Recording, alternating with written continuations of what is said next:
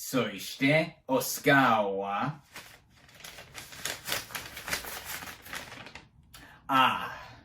ドライブマイカー。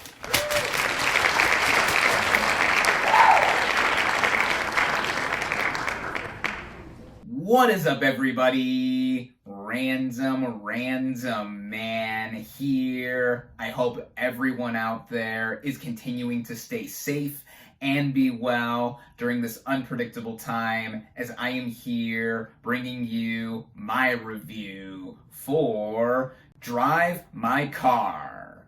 Primarily based on Haruki Murakami's short story of the same name from his 2014 collection, Men Without Women, and also taking inspiration from other stories in it, the plot of this drama basically follows Yusuke Mufuku, played by Hidetoshi Nishijima, as he directs a multilingual production of Uncle Vanya in Hiroshima and also grapples with the death of his wife Otto, played by Rika Kirishima. Going into this movie, I was very much looking forward to seeing it, as all throughout last year, it was being hailed as one of the best movies of 2021.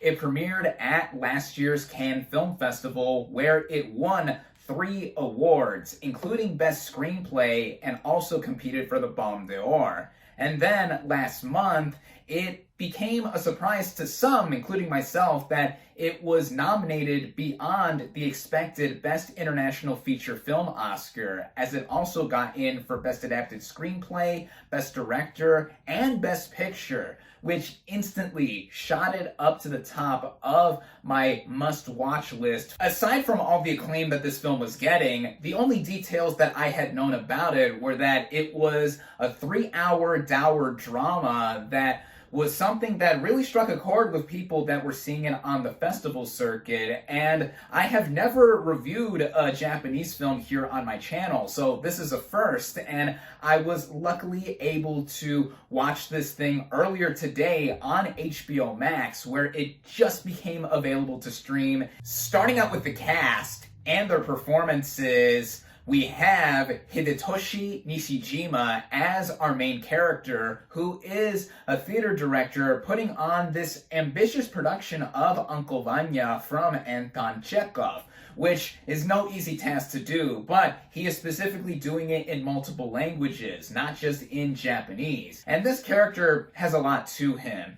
Like I said, he is dealing with the death of his wife, which is not a spoiler, as I just mentioned it in the plot synopsis, and it happens within the first 40 minutes of the film. But then there are other factors that do involve his wife and just putting on this production in general. And I think Nishijima gives one of the best performances I've seen from anyone in a movie last year. There's a lot of subtlety and a lot that's ingrained within him that he's both holding back and also expressing just with the looks on his face and the interactions with other characters, as this movie is mostly comprised of a lot of conversations, which is fitting for how this is centered around a theatrical production. And it also goes into how this movie deals with a lot of themes like acceptance and identity, which his character is trying to figure out all across it, while also getting into a newfound relationship with his driver. That driver is Misaki, played by Toko Mirua, who is assigned to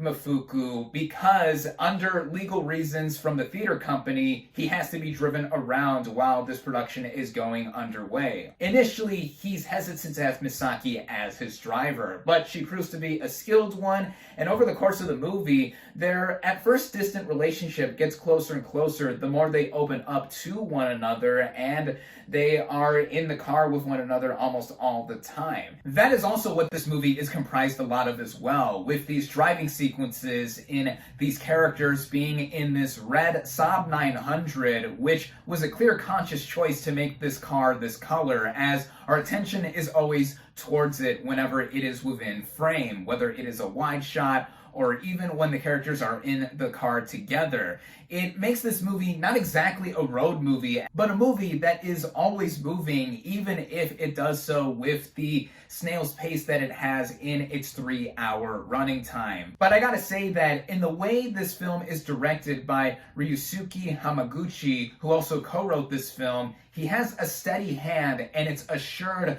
to what he is trying to show in a lot of moments being drawn out. And there are moments where we just see characters either together in rehearsing for the play that is about to be put on, or just more tender and intimate moments with these characters. As I mentioned before, the main character's wife, Otto, played by Rika Kirishima, who I thought was very good here, passes away 40 minutes in, and that is when we get the opening title credits for the film as well. So that shows that this movie really is taking its time, but on purpose, because we get to see how our main character is fleshed out. And then the movie fast forwards 2 years later to the main events that I mentioned, with him having a driver and putting on this production of Uncle Vanya. And there's a lot more to mention here that I haven't touched on that I don't want to give away necessarily, because with how everything is interpolated together, this movie, I think, for the overwhelming majority of its runtime, does earn that 3-hour length. Yeah, at times I do think that there are a few moments that do drag on a bit. But again, in what I've mentioned in the assured directing by Hamaguchi, that is what makes this movie so sneaky in what it does, as there are moments that are brought back after being initially dropped in, or even just basking in what this movie has to present visually. And I gotta say, this is one of the best looking films from last year that I have seen. The cinematography is so crisp and clean, and a lot of it does have to do with how I did watch this on my 4K TV here, so it looked so beautiful. Even the original score I have to give a big mention to, because it comes in and out with as much subtlety as the rest of the movie is trying to show us, and the emotion that this film has is so restrained for a lot of it. But when there are more moments with other characters I haven't mentioned that do come out, whether it is within the confines of the Uncle Vanya production, or just actual moments between characters that give us more about them with their backstory, it says a lot for what this movie does in being so aching in its total, but also reassuring. The main players here have backgrounds that are somehow damaged or have seen them go through a lot, and it's similar to what I've seen in my previous review for The Worst Person in the World, to where these characters are flawed, but we are able to identify with them in more ways than one, and they make for human stories at their very core. And I mentioned in my review for The Worst Person in the World that it being nominated for Best Original Screenplay at the Oscars saw it become my favorite in that category, and similarly here with Drive My Car, it is now my favorite for Best Adapted Screenplay this year at the Oscars. I can see many being warded off by how this movie does have a daunting running time, and it is very slow, and it's also, coming down to it, a depressing movie at its core. But I think if one is able to keep an open mind and stick to it, just like with any movie out there, they're going to be rewarded with something that has a lot of life-affirming attributes to it. And also, I think it is just one of the standout films of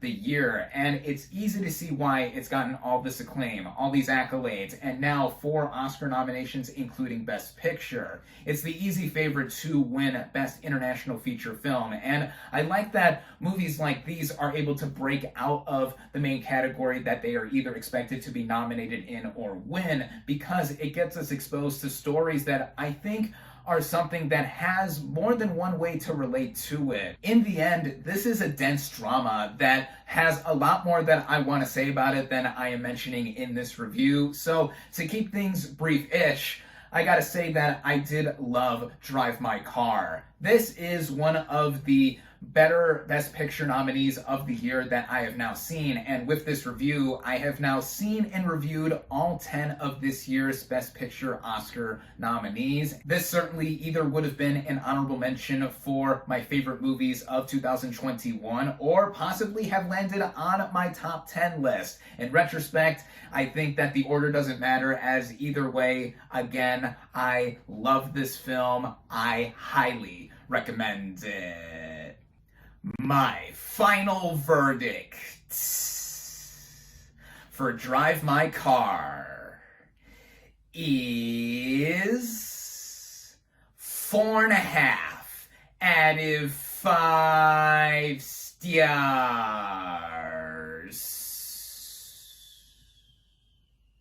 Thank you all, as always, for watching.